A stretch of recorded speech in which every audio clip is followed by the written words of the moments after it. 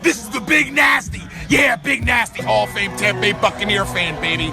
This is Mike Allstott, Tampa Bay Buccaneers, and you're listening to the Cannon Fire Podcast. Cannon Fire Podcast, brother. You ain't listening, and you're missing out. Woo!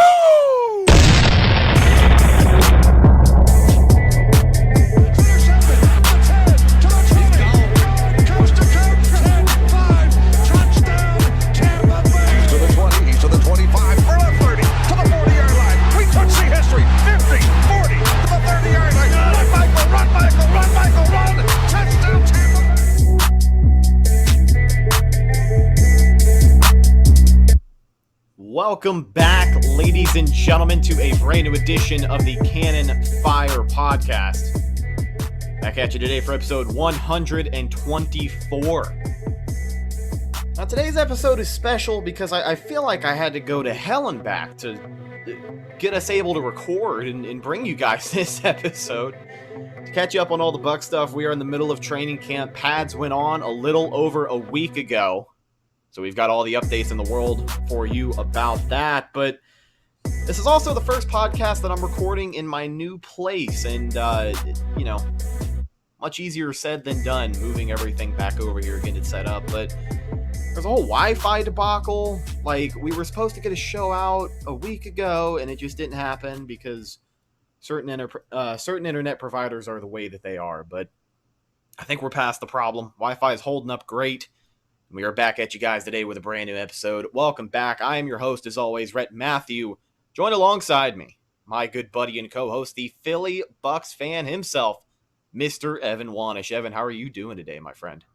I'm doing pretty good, and it's actually been longer that you guys have not seen me because I wasn't on the last episode. So Johnny B did a great job filling in, and it was an entertaining show, but I'm back now, so let's get this bad boy rolling. Yeah, making his return from the physically unable to perform list.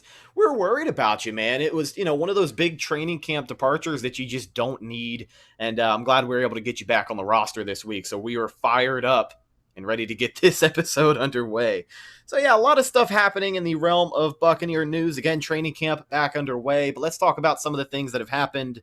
Aside from training camp, Bucks made an acquisition on that defensive line.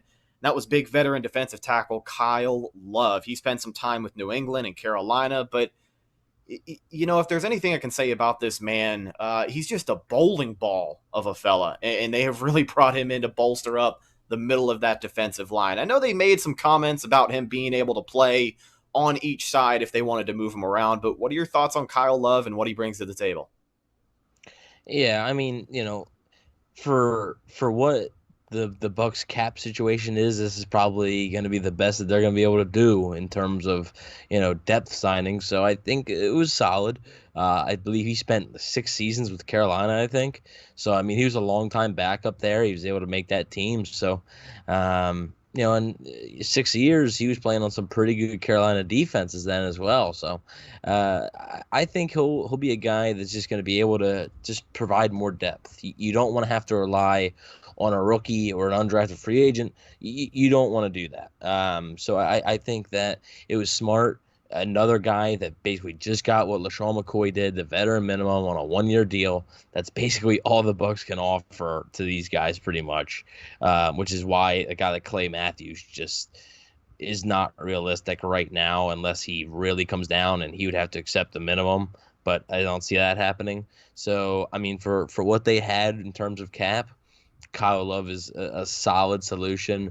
I think he's going to provide more against the run than rushing the passer, which I feel like they need more guys that can rush the passer. But, I mean, on the open market, you're not going to get a guy that's going to get you, even 5 or 6 sacks for a minimum deal. That's just not going to happen. So, and having that pass rusher is definitely important. I mean, Shaq Barrett had that big year last year, but you don't know how many teams are studying the film on him, how much more they know than they did. He's not going to get 19 and a half. No, he's definitely, the hell do we know? Nobody said he was going to get 19 and a half last year, but I get exactly what you're saying. And, I can understand that for the Bucks, though, and their emphasis on that run defense, number 1 run defense in the NFL last year. And I know that for them, a big staple of that defense was just kind of keeping it familiar, keeping it, what's the word that I can't keep track of right now? Continuity?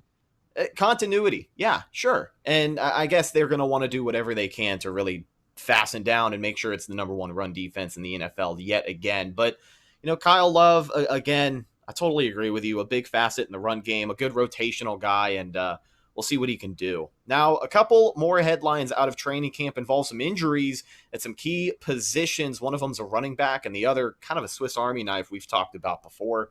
First one is TJ Logan. He went down with, I believe, the same injury that Cadillac Williams had. And then John Franklin also had a leg injury. So both of those guys placed on IR.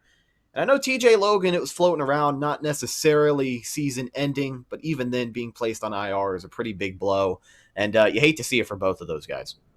Yeah, this is likely going to end both of their seasons. Especially, a guy like TJ Logan, who could have been impossible in line for the kick return and punt return job. A guy that Bruce Arians trusts. He drafted him in Arizona.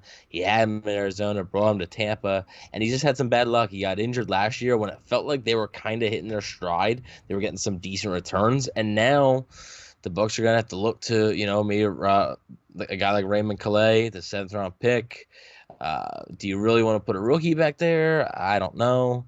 And then Dario Gambale, Justin Watson, just very uninspiring. I think Jadon Mickens, he has returned a few as well. He has experience doing it.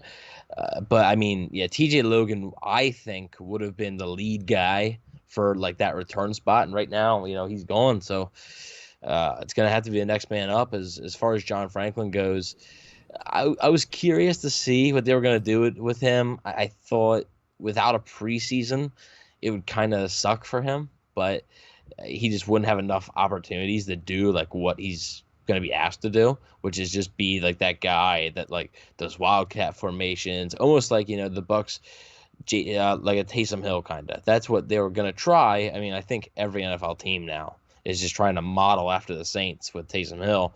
And I think the Bucs could have tried that. So, I mean, it's a tough blow there if they won't have that kind of gadget player, that fun little guy that they can, they can use. But I don't know if he was going to make the team anyway, honestly, because he's listed as a wide receiver, I believe, but he can play running back, quarterback. He can even play corner on the other side of the ball. So I'm not 100% sure he was even going to make the team. I think TJ Logan, if he was healthy, I think he was going to make the team. I mean, Pewter Report had said that he looked pretty darn good in those practices early on, and I think he was going to make this team. So, I mean, right now, hopefully, they're going to get a shot next year, and hopefully, with a full 4 preseason games, most likely, I would say, and hopefully, I would say, they could have another shot to make this roster the right way and not have to go on IR. So, right. Sucks to lose both of them, but just another thing with next man up. And with TJ Logan, you had brought him up. Bruce Arians had actually brought up how, people talked about him in that return game being one of those punt returner, kick returners. But Bruce Arians, of all people, was saying, this guy should be considered as a running back as well. And I mean, maybe he would have thrown a wrench in the plans of what we expected that running back room to be. But either way, just like you said, a shame for both of those guys to have their seasons go out like that. Now, I wanted to move on, and I wanted to take a chance to do something that we don't do very often here on the show, and kind of toot our own horn a little bit. Breaking news here. So Adam Schefter tweeted, former Cardinals center A.Q. Shipley is reuniting with his former Arizona head coach Bruce Arians in Tampa. Per source, the two sides have reached agreement pending physical when protocol allows. So that'll likely be your backup center there, A.Q. Shipley. Okay, look at that. I mean, as soon as we get to the chance to blow our own horns, we got some breaking news come in. But the fact that we were able to catch it this time and then not finish recording and then 5 minutes later this breaking news seems like that happens. Always happens. Well, I mean, A.Q. Shipley is bigger than Gronkowski, so right. Thank God we were able to stop the show. No, I'm glad we're able to get that in there. So some breaking news for you guys. A.Q. Shipley, your new backup center, pretty much got that position fortified. Feels pretty good. Nice addition to the line right there. So back to what I was saying before. Let me not hurry too quickly just in case we have some more breaking news. But something that we don't really get to do a lot here on the show is toot our own horn. And recently there has been a guy in training camp that it has just been taking that young secondary by storm, and it's an undrafted free agent by the name of Parnell Motley out of Oklahoma. Back in April, Evan Wanish, the Philly Bucks fan himself, made a bold prediction that Parnell Motley was going to come into camp and he was going to beat MJ Stewart for his spot as pretty much that fourth cornerback on the Bucks roster. Well, since pads have come on, MJ Stewart is no longer a Buccaneer, and Parnell Motley has absolutely burst onto the scene.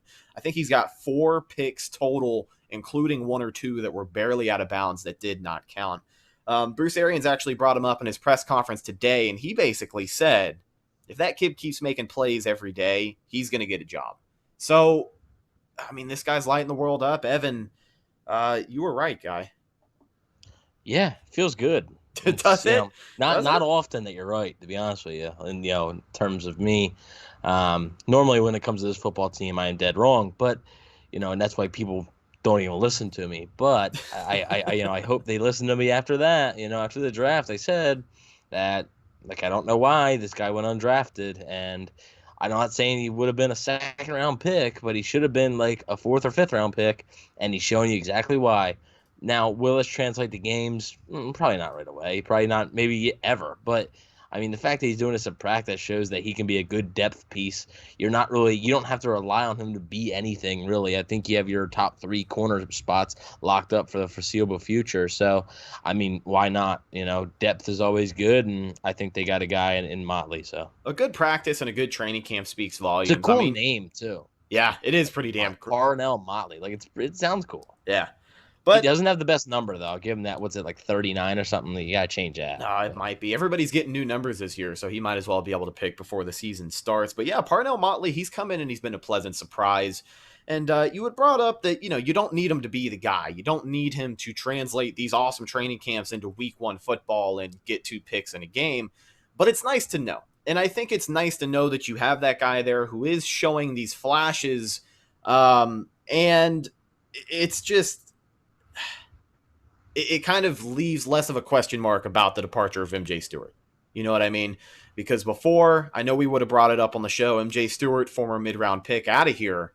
But where does that leave us now? Parnell Motley looking promising so far, so we will look forward to seeing if that translates come week 1. Now, there's another guy in that secondary that hasn't been making all the best headlines in the world this training camp, but it is Justin Evans. And in one of his recent press conferences, Bruce Arians gave us somewhat of an update on the 2017 second-round pick. Now, for those of you not caught up, the latest issue has been a nagging foot injury that required surgery, and it actually cost him most of the 2019 season. I believe all of it, actually. And it still has him on the physically unable to perform list to start the 2020 campaign. So they asked Bruce about it during his press conference, and he's like, I don't know. You'd have to talk to Jesus at this point because I literally have no clue when this guy's going to be back. So for Bruce Arians to kind of refer us to a higher power on the return date for Justin Evans doesn't look promising. And Evan, I just don't see any room for this guy on this team anymore, unfortunately. Yeah. Sorry, I was on my phone there a little bit. Any more breaking news? Shipley stuff. No, none pertains to the Bucks. Okay, good stuff. Yeah, the Sixers fired Brett Brown. But yeah, I did see that. I'm a Brett Brown guy, but I'm not here to talk about that depressing basketball team. No, we're here to talk about your depressing hockey team. Well, I guess every team is depressing that I follow because, I mean, if you look around the board, Sixers, Phillies, Flyers, Bucks, I mean, yeah, you ain't got too many winners there. But back to maybe a depressing story with Justin Evans. Yeah, this guy it's a shame, and I have no idea how. There's got to be something else that's wrong. I just don't see how a foot injury. I know, he rushed it back. I remember he played in that Carolina game, the same game that Andrew Adams got 3 picks. He played in that game, but he went out early because he rushed it back. And I think that could have cost him his career because something might have happened there, and I just don't see how this guy does not get cut. And we've been at the point, I believe last year as well, we brought it up. There was a day that he was back in pads, back in his uniform on the field. He was running around, he was practicing, running around, yeah. And then the next day he was back in his brace, and it's really been no progress since then either. Yeah. Yeah, and then they were hopeful that he would have been ready for camp. It's unfortunate that he didn't really have much of an off-season program, so like you weren't really able to get, you know, like looked at by trainers, the Bucks trainers, stuff like that. But it's a shame. Talented player. That's the big shame of it. He is a guy that I believe would have been, obviously he wasn't the best safety, but just a ball hawk where, I mean, we've brought it up on the show before, but it's a shame because I don't think he's gonna go on to have another career. I think his career's done. Like if this guy's not coming back now, the last time he played was 2018. I don't see a way he comes back from this. So, I mean, now you're talking of the 2017 draft class, which looked pretty good for the Buccaneers, included O.J. Howard and Chris Godwin, two big, like a ginormous hit with Chris Godwin, and then O.J. Howard looks promising, which actually looks really good in camp. But then your second round pick, Justin Evans, injury, never likely to play again. And then the third round pick, Kendall Beckwith, injury, never going to play again. I mean, that's tough, and Yeah. it really sucks for both those guys. They're really talented, and it's a shame. But at the end of the day, I don't see, they gave him a spot last year. I don't see that happen again this year. So I think just like they waived Kendall Beckwith this offseason, I think they're going to cut Justin Evans before the final cuts come in. Yeah. And I mean, the way that you look at what the Bucks did in the draft after that as well, since they drafted Justin Evans, they've put a lot of early round picks in that secondary. I mean, 3 picks at the safety position since then. They got Jordan Whitehead in 2018, Mike Edwards in 2019, and then they got Antoine Winfield Jr. this year. So for Justin Evans to not only fight his way back to be healthy enough to, actively compete on this roster, it's a pretty stacked room. The Bucks have a lot of starters in that secondary, at least a lot more than they did when they drafted a guy like Justin Evans. So as much of a shame as it is, it's just unfortunately, the way that it is right now. But I did want to get into this next topic we've got, and it's a voicemail, by the way. So you guys, if you did not know, the Cannon Fire hotline is open 24 hours a day, 7 days a week to take your phone calls. 813-433-0323 is the number to call. And by the way, I've actually got to get like a greeting on there because like it doesn't the greeting that I've got is just the automated greeting, and I think a lot of people don't know what they're calling, but I can assure you if we don't answer, it will be ready to record your voicemail. So we got to call. It is us. If you get the number right, it's not some random number you called. I'm going to look up how to change the greeting so it'll be updated for you guys. But if you ever want to give us a shout, give us a topic, something to cover, that's the way to do it. 813-433-0323. So this week, we got a call from our guy, Liam. Now, this is a longer voicemail, and the tone of it is angry, apprehensive, maybe. But I'm going to play this one out. It's about 3.5 minutes. And to sum it up, he's just not buying this Rojo hype. So we're going to jump right into it. Liam, what have you got, my friend?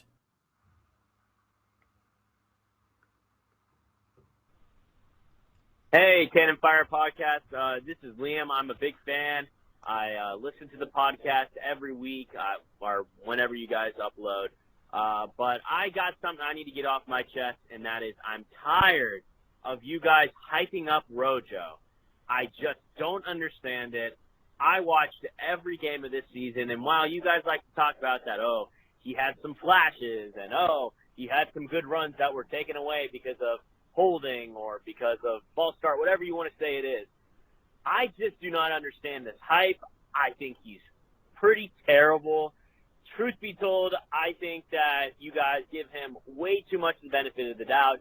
And I don't think I'm alone here. Truth be told, I personally think that I saw better moments and flashes when it came to third down and fourth quarter drills with Dare Agumbalawe. I just don't understand why you guys love Rojo so much.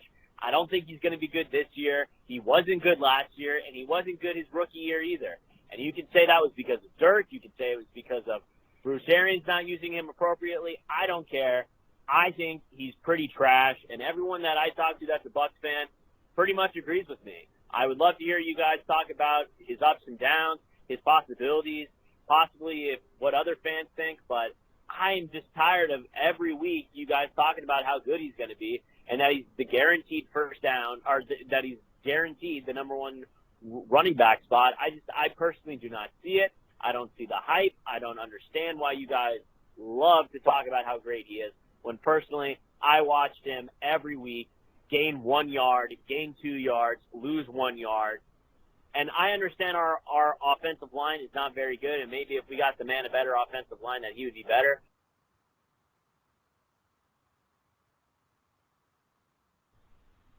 Hey, sorry I was rambling, but this is Liam. I live in Tallahassee. I'm a huge Bucs fan, have always been, and I love my Bucs, and can't wait to see what they do. But like I said, I am tired of you guys hyping up how good Rojo's going to be. The man's not that good.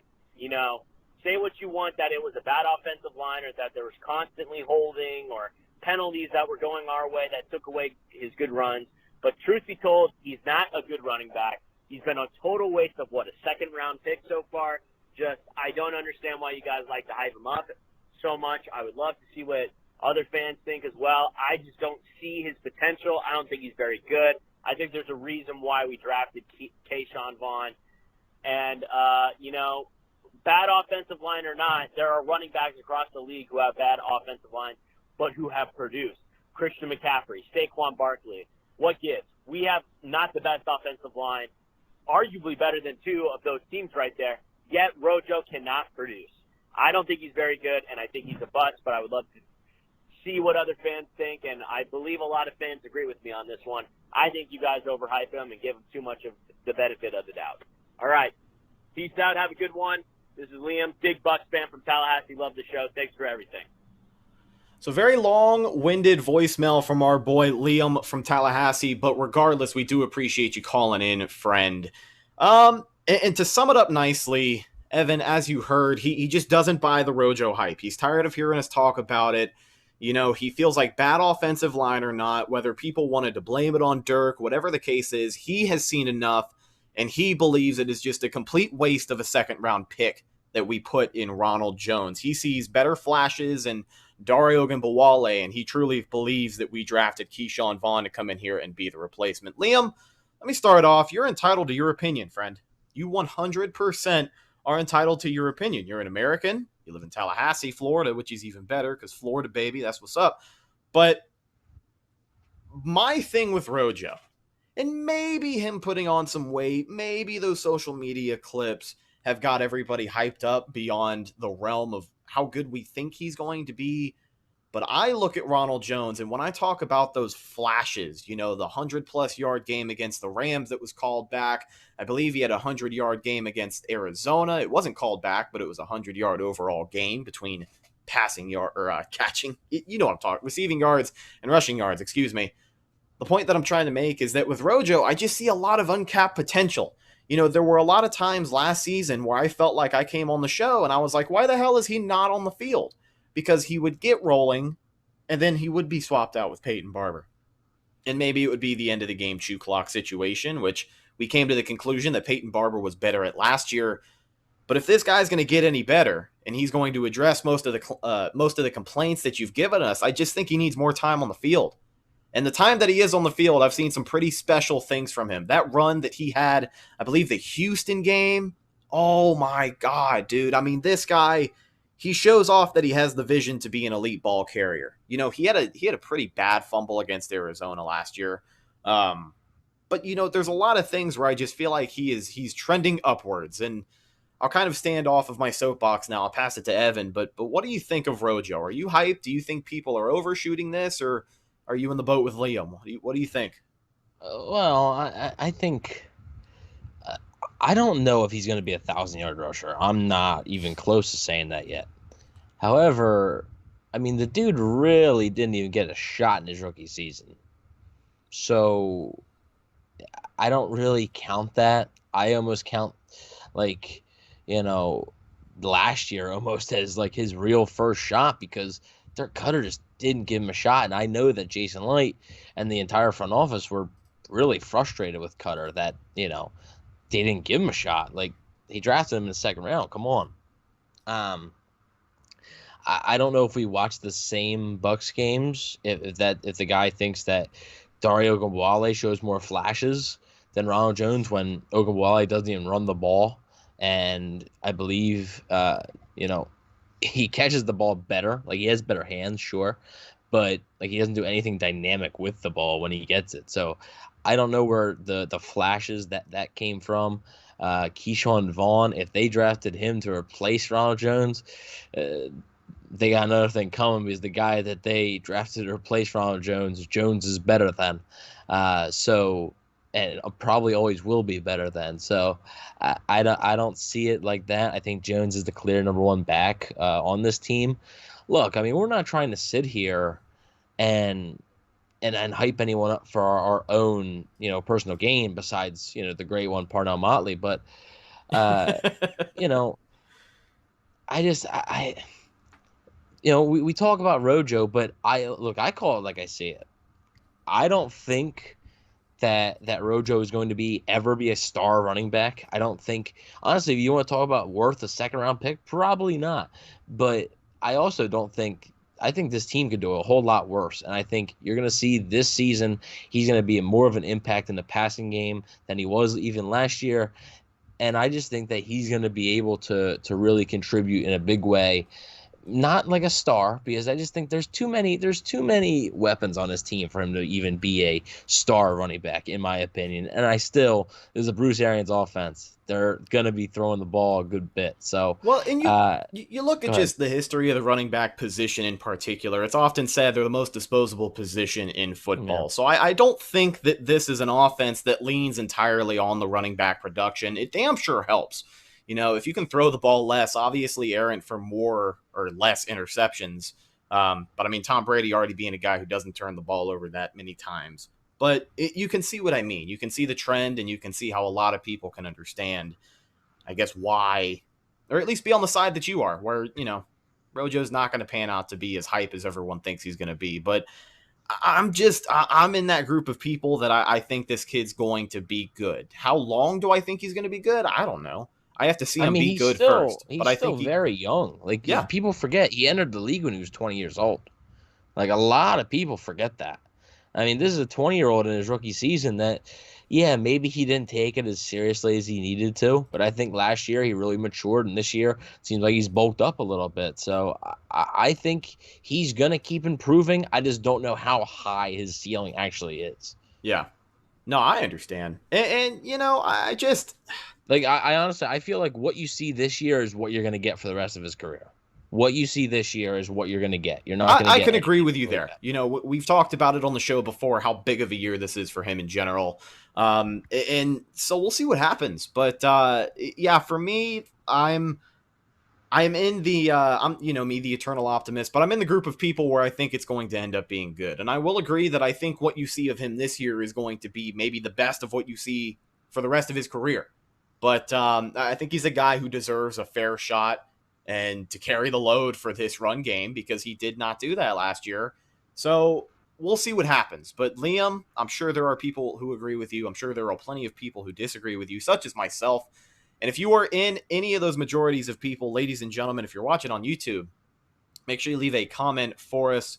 We'll read over your comments, and of course, we'll respond to anything spicy in any future episodes. Now, I wanted to move on from Ronald Jones and kind of talk about the rest of this team. We talked about the secondary, answered maybe some questions that people had left about some guys in that secondary. But let's talk about the man that everyone is here to see. That's Tom Brady.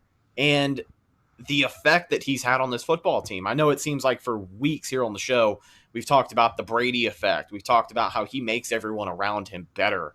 But we're seeing that in action. And I think we still have to talk about it because it is a pretty good thing to see, especially on a limited season such as this one. So, one of my favorite things to hear on all these press conferences and in these post-practice interviews is that the presence of Brady is just upping everyone's game. Like, guys all over the defense, those young guys in the secondary that we talked about, they are having to adapt their learning skills and learn a little bit faster than they normally would. They have to adapt to Brady being a guy with a quicker release. And I feel like they're just getting it a little bit better. I'd seen somebody make a post on social media recently, and they brought up an awesome point. I think, not having fans at training camp is a big thing, but just not having any distractions whatsoever. Like, you've got a couple of journalists there taking pictures from 100 feet away over on the sidelines where the fans used to be, but some days you have music playing, some days you don't. It's just football happening.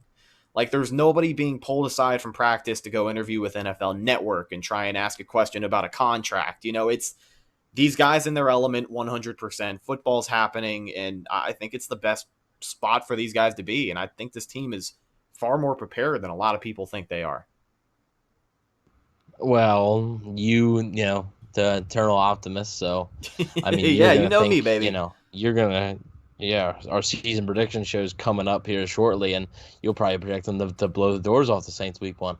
But I do agree with you that it is a lot less distractions, and that could lead to more preparation being done. Because I mean, at the end of the day, those players, they do a good job of tuning out the fans at training camp, but it is semi a distraction. I think the music is kind of a distraction. I'm actually surprised they had it this year because they didn't have it at all last year. Yeah, I feel like maybe the presence of Brady, they've earned it, That was something that, they went 7-9 last year. I'm not worried about Tom Brady. I don't think they earned music, but you win the Super Bowl and you can get music and your ping pong table back. All right, Bruce.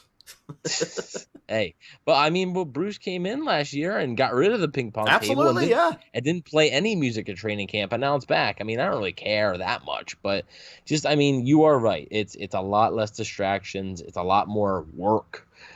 Focus on your game. Focus on what you need to do. You can hear the coaches clearly now. You don't need anything repeated or anything. Or let's say you can't hear the coach clearly, but you just go, yep, all right, go out. You don't do it right. Oh well, right now you're going to be able to hear it clear, know exactly where to be, and it's a unique situation. There's still a lot of limitations, but it's not an ideal situation for anybody. These players, honestly, these players aren't in shape right now. They're not in tip-top shape to be able to play a football game in less than 3 weeks. They're not, but nobody else is in the NFL either. Right. So it's just the reality of the situation that the first 2-3 weeks of this season, I think, are going to be fairly rough. Just like it might be some fun football games, but it's going to be a lot of sloppy football games. Be some ugly football. There's going to be, I think, a good bit of penalties. I think penalties are going to be at an all-time high, just because especially with no preseason.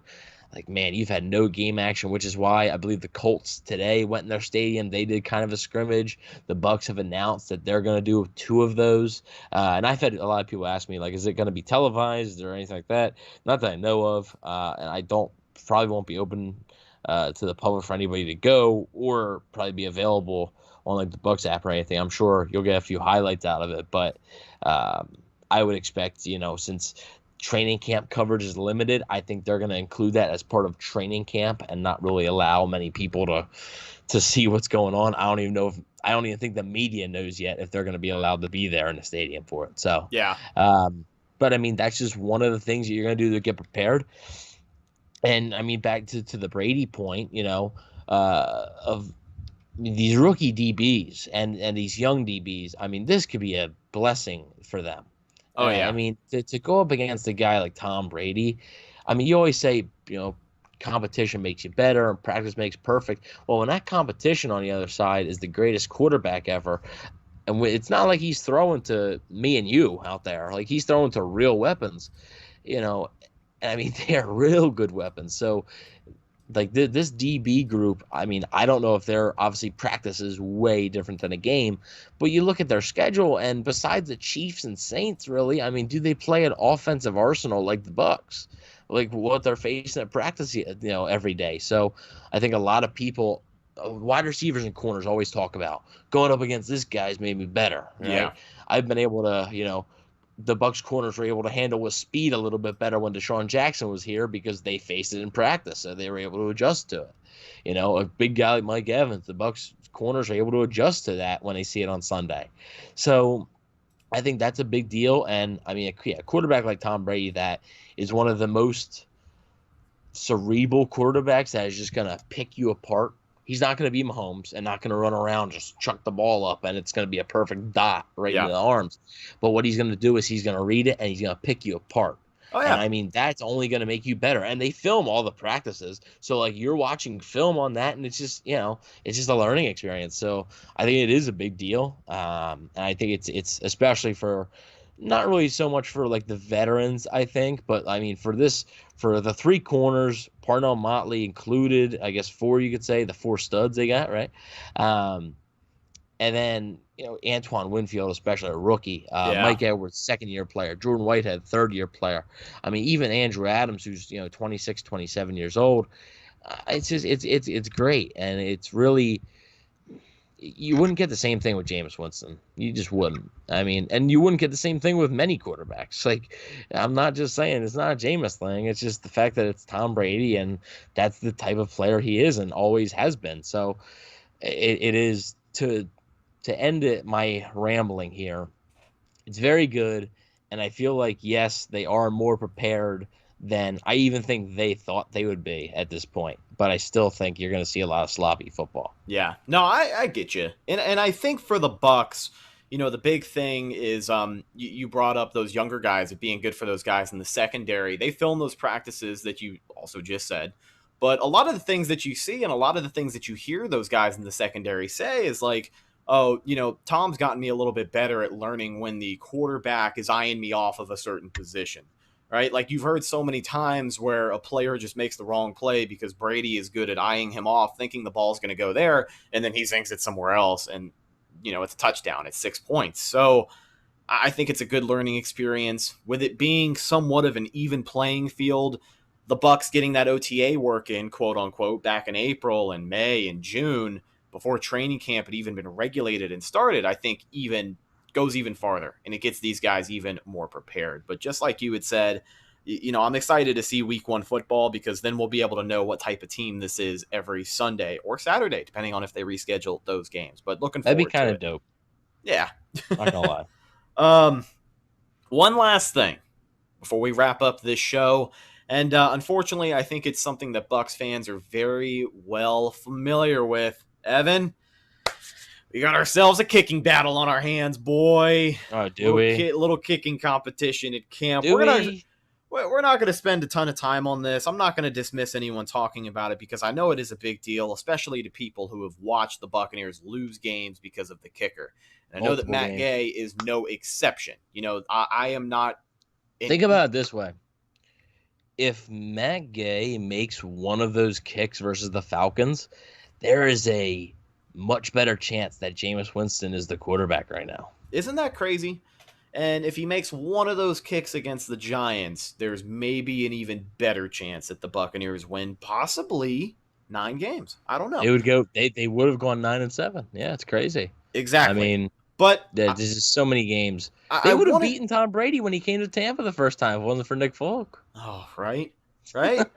So the thing about this kicking competition, I wanted to bring it up because I feel like it is definitely worthy of talking about it, but I'm just going to make it simple. I don't think it is a real competition. I don't think Elliott Fry is going to win the job. I don't expect to see him as our starting kicker week 1. I think Matt Gay's got it in the bag. I still think it's his battle to lose. Both of those kickers had bad days. They both went out. They were perfect today, by the way. 5 for 5 for both of those guys from training camp today. But this time a year ago, I remember we were upset because Matt Gay had missed a 37-yard field goal against Cleveland in that preseason game. And, I mean, he had the rookie season that he did. Granted, he made some mistakes last year. Granted, he was a rookie. I'm still in the boat that I believe he can get better, and I believe he can still be a good kicker for this team for the foreseeable future. Yeah, I don't... Like how we were saying before the show started, I feel like if this was any other team, this wouldn't be a huge deal. Yeah. But since it's the Bucks, and it seems like whenever they kind of find their answer, there's always something that throws the wrench into it. Like Cairo Santos, after they released Chandler Catanzaro, they signed Cairo Santos, and Santos did fairly well. But then they drafted Matt Gay, and you're like, oh, here we go again with another kicking competition. And then Matt Gay wins the thing. And then he goes on and has a solid year. Missed, obviously, the kick versus the Giants. But then his last 2 games were just awful. Yeah. Like, I mean, if he doesn't have those bad 2 games, man, you're not even talking about, worrying about Matt Gay. But, I mean, they happen, so you got to talk about them. I mean, he missed 3 against the Falcons. He missed 3 field goals against the Falcons. I believe he missed a field goal against the Texans as well. But it was like, I think it was blocked, or it was I think either it was blocked or it against was a Houston. pretty long one. Yeah, I think it was blocked because that was at the start of that game when like nothing was going right for them. Yeah. So I mean, just overall, just those last 2 games, he just didn't finish on a high note at all, and that's not what you want to see. So now you come into this season, and not many people are talking about it until you hit into training camp, and still not many people were talking about it until Matt Gay finally had a day where he was like 2 for 5 or something, and Elliott Fry was like 4 for 5 or 5 for 5, and everybody was like, "Uh-oh, like is Elliott Fry gonna take the job?" Look, I don't see, without the preseason, it's tough for Elliott Fry, I think, to win the job, especially without the preseason, because I think without the preseason, they're going to go with the guy that, A, they drafted in the 5th round, and 2, the guy that was decent for them last year, for most part of the year. Yeah. So without a preseason and an actual in-game, it's different kicking in practice versus kicking in a game. It's so different. And maybe those scrimmages, maybe, obviously they'll do some kicking there, but even then, it's a different mindset. You know that, like, nobody's watching you. Like, there's not cameras pointing on you. You're not on TV. If you miss, nobody's gonna reporters might be able to report on it, but nobody's gonna be like, oh, this and that.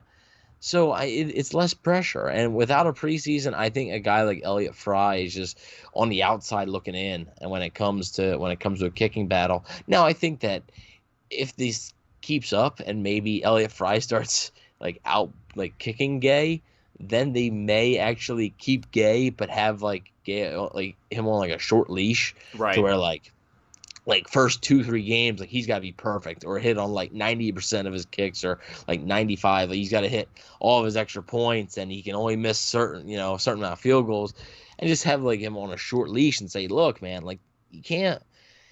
If the Bucs lose 23-21 versus New Orleans, but you missed 2 field goals, come on. Yeah, that's tough. You cost him the game.